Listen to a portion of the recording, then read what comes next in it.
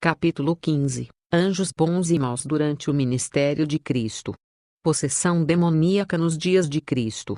O período do ministério pessoal de Cristo entre os homens foi o tempo de maior atividade das forças do reino das trevas. Durante séculos, Satanás e seus anjos haviam estado procurando controlar o corpo e a alma dos homens, para trazer sobre eles pecados e sofrimentos. O engano do pecado atingira seu apogeu, na época em que Cristo começou seu ministério. Todos os meios para depravar a alma dos homens haviam sido postos em operação. Agentes satânicos estavam incorporados com os homens. O corpo de criaturas humanas, feito para a habitação de Deus, tornara-se morada de demônios. Os sentidos, os nervos, as paixões, os órgãos dos homens eram por agentes sobrenaturais levados a condescender com a concupiscência mais vil. O próprio selo dos demônios se achava impresso na fisionomia dos homens. Esta refletia a expressão das legiões do mal de que se achavam possessos. Satanás rejubilava por haver conseguido rebaixar a imagem de Deus na humanidade. Então veio Cristo, a fim de restaurar no homem a imagem de seu Criador. Veio para expelir os demônios que haviam dominado a vontade. Veio para nos erguer do pó, reformar o caráter manchado, segundo o modelo de seu divino caráter, embelezando com sua própria glória. O Novo Testamento declara enfaticamente que os homens eram possuídos por demônios. As pessoas assim afetadas não eram meramente portadoras de doenças provenientes de causas naturais. Cristo possuía perfeita compreensão dos fatos com os quais estava lidando, e assim reconheceu a direta presença e operação dos espíritos maus. Satanás e seus anjos estiveram muito ocupados durante o ministério de Cristo, inspirando os homens com descrença, ódio e desprezo. Rejeição em Nazaré. Durante a infância e a juventude, Jesus adorara entre seus irmãos, na sinagoga de Nazaré. Desde o início de seu ministério, estivera ausente deles, mas não ignoravam o que lhe acontecia.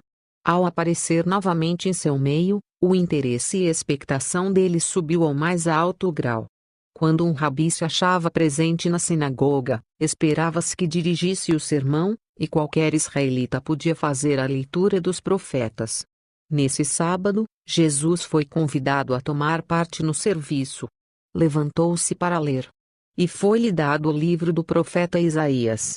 Lucas 4:16, 17. Jesus se colocou diante do povo como vivo expositor das profecias concernentes a si próprio. Explicando as palavras que lera, falou do Messias, como de um libertador dos oprimidos e dos cativos, médico dos aflitos, restaurador de vista aos cegos e revelador da luz da verdade ao mundo. Sendo seu coração movido pelo Espírito Santo, respondiam com fervorosos améns e louvores ao Senhor. Diante das palavras de Cristo, o Espírito operou tão poderosamente que o coração de todos na sinagoga respondeu às palavras graciosamente proferidas por seus lábios. Produziu-se uma mudança naquele grupo. Enquanto a divindade de Cristo irradiou através da humanidade, o discernimento espiritual dos ouvintes foi reavivado. Nova capacidade de compreensão lhe sobreveio, assim como a quase irresistível convicção de que Jesus era o Filho de Deus. Entretanto, Satanás estava ali para despertar dúvidas, descrença e orgulho.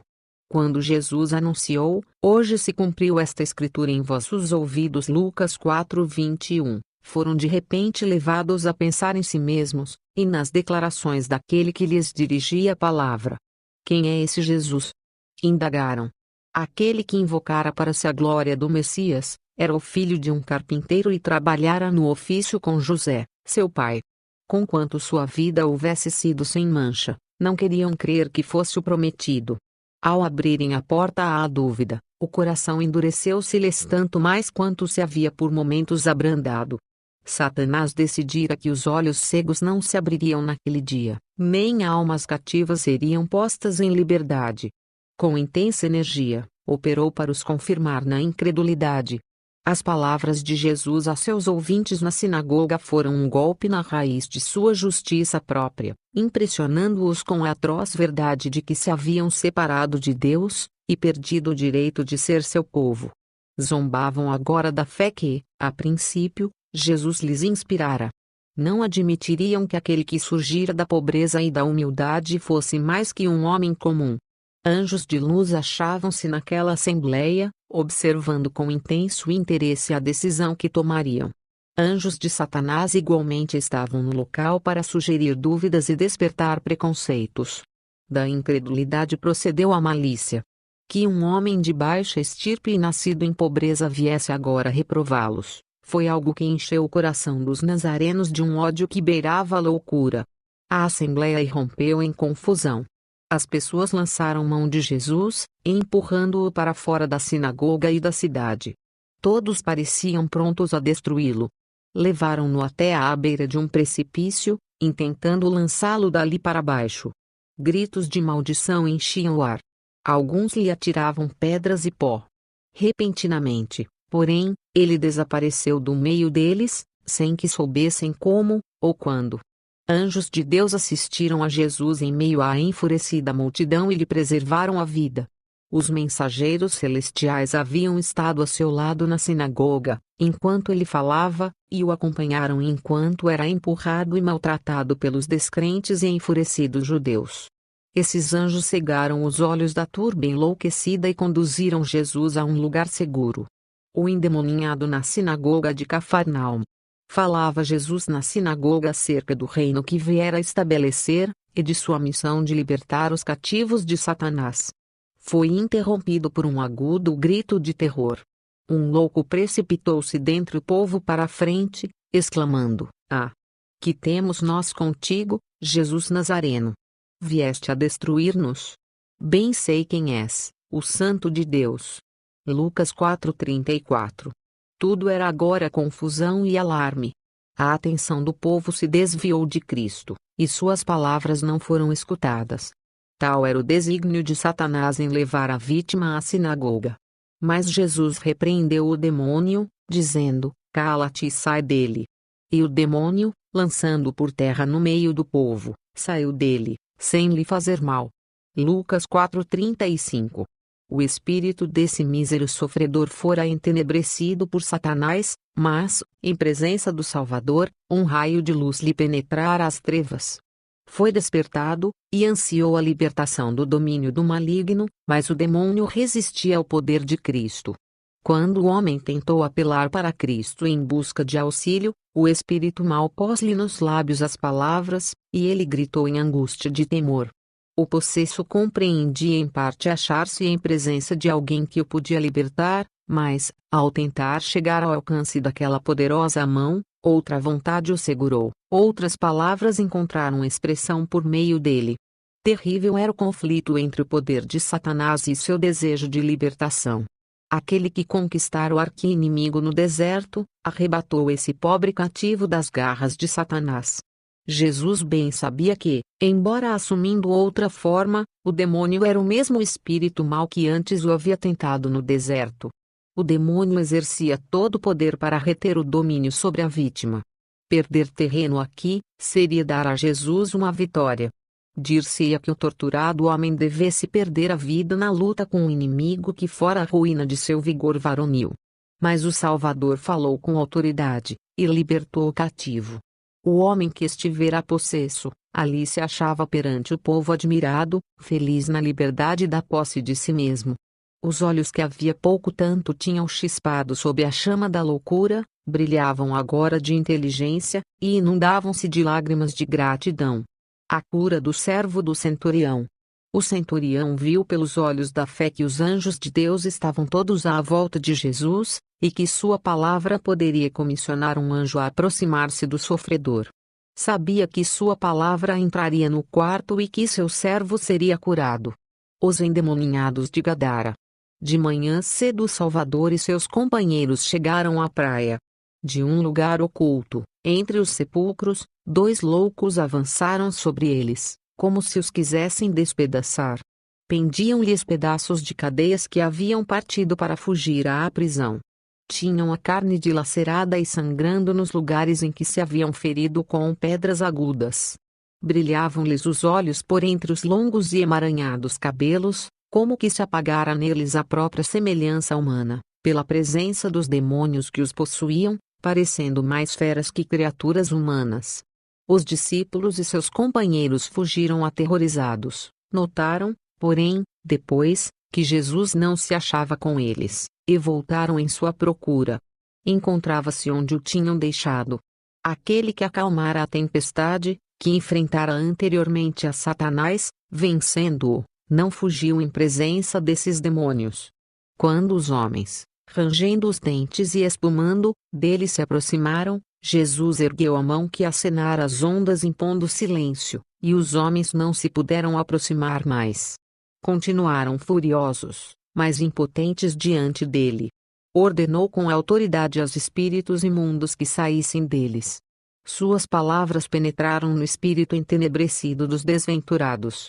Percebiam, fracamente, estar ali alguém capaz de salvá-los dos demônios atormentadores.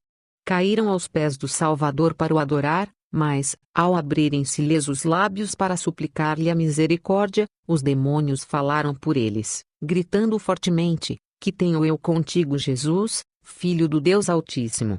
Peço-te que não me atormentes. Lucas 8:28. Sobre uma montanha, não muito distante, pastava grande manada de porcos. Os demônios pediram que se lhes permitisse entrar nos mesmos, e Jesus o consentiu. Da manada subitamente se apoderou o pânico. Precipitaram-se loucamente penhasco abaixo e, incapazes de se deter ao chegar à praia, imergiram no mar, ali perecendo. Enquanto isso, maravilhosa mudança se operara nos possessos. Fizera-se-lhes luz no cérebro. Brilharam-lhes os olhos de inteligência. A fisionomia, por tanto tempo mudada à semelhança de Satanás, tornara-se repentinamente branda, tranquilas as ensanguentadas mãos, e louvaram alegremente a Deus por sua libertação. Agora, esses homens achavam-se vestidos e em perfeito juízo, sentados junto de Jesus, ouvindo-lhe as palavras e glorificando o nome daquele que os curara. A cura do rapaz endemoninhado. O menino foi levado e, quando os olhos do Salvador pousaram sobre ele, um mau espírito lançou-o por terra em convulsões de agonia. Ali estava no chão a revolver-se e espumar, soltando guinchos que não pareciam humanos. Novamente se defrontaram, no campo de batalha, o príncipe da vida e o príncipe dos poderes das trevas. Anjos de luz e exércitos de anjos maus, invisíveis, comprimiam-se para presenciar o conflito. Por um momento, Jesus permitiu ao mau espírito que ostentasse seu poder para que os espectadores pudessem compreender a libertação prestes a operar-se. Jesus volta-se para o sofredor, e diz: Espírito mudo e surdo, eu te ordeno, sai dele e não entres mais nele. Marcos 9:25. Ouve-se um grito, há uma angustiosa luta. O demônio, ao sair, parece a ponto de arrebatar a vida da sua vítima. Então o rapaz fica imóvel, e aparentemente sem vida. A multidão murmura: está morto. Marcos 9:26. Mas Jesus o toma pela mão e, erguendo-o, apresenta-o ao Pai, perfeitamente são de espírito e de corpo. Pai e Filho louvam o nome de seu libertador. Jesus é acusado de possessão demoníaca. Jesus declarou-se como o verdadeiro pastor pelo fato de dar a vida por suas ovelhas. Cristo falou estas palavras diante de grande multidão, e uma impressão profunda foi produzida no coração de muitos que ouviam. Os escribas e fariseus enchiam-se de inveja porque ele era tratado favoravelmente por muitos. Ao mesmo tempo em que ele se apresentou como o bom pastor, os fariseus disseram: ele tem demônio, e enlouqueceu, porque o ouvis. João 10:20. Outros, porém, distinguiram a voz do bom pastor, e disseram: estas palavras não são de endemoninhado, pode, porventura, um demônio abrir os olhos aos cegos? E em Jerusalém havia a festa da dedicação, e era inverno. E Jesus passeava no templo, no alpendre de Salomão. Rodearam-no, pois, os judeus e disseram-lhe: até quando terás a nossa alma suspensa? Se tu és o Cristo, dize-no-lo abertamente. Respondeu-lhes Jesus: já vo-lo tenho dito, e não o credes. As obras que eu faço em nome de meu Pai, essas testificam de mim. Eu e o Pai somos um. João 10:21-25, 30. Os judeus compreenderam o significado daquilo que ele afirmara. E agarraram pedras para atirar-lhe. Jesus olhou-os calma e firmemente, dizendo: Tenho-vos mostrado muitas boas obras procedentes de meu Pai, por qual dessas obras me apedrejais? João 10:32. A majestade do céu permaneceu calma e tranquila, como Deus diante de seus adversários. Seus semblantes carregados e mãos cheias de pedras não o intimidaram. Ele sabia que forças invisíveis, legiões de anjos, estavam à sua volta, e uma só palavra de seus lábios eles poriam por terra a multidão, ousassem aqueles atirar-lhe uma só pedra. Embora Jesus oferecesse evidências de seu divino poder, não lhe foi permitido apresentar suas lições sem interrupção. Os líderes procuravam sempre colocá-lo em posição de ridículo diante do povo. Não lhe permitiam apresentar suas ideias e doutrinas de modo ordenado. Contudo, a despeito das frequentes interrupções, a luz brilhava na mente de centenas, e quando os dirigentes ouviram as palavras de Jesus, revestidas de poder a ponto de manterem a multidão em suspenso, sentiram-se irados e disseram: És samaritano e tens demônio. João 8:48.